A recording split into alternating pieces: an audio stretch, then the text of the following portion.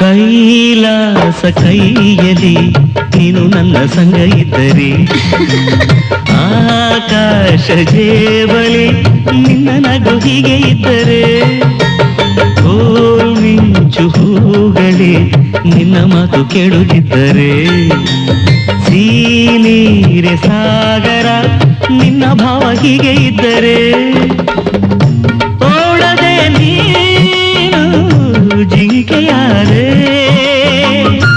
ಹಾರದೆ ನಾನು ಹಕ್ಕಿಯಾದೆ, ಓ ಕನಕಾಂಬರಿ ನೀನು ಬಾರದೆ ಪೂಜೆಗೆ ಹೂವಿಲ್ಲ, ಓ ಶ್ವೇತಾಂಬರಿ ನೀನು ಬಾರದೆ ಉತ್ಸವ ಸಾಗೋಲ್ಲ.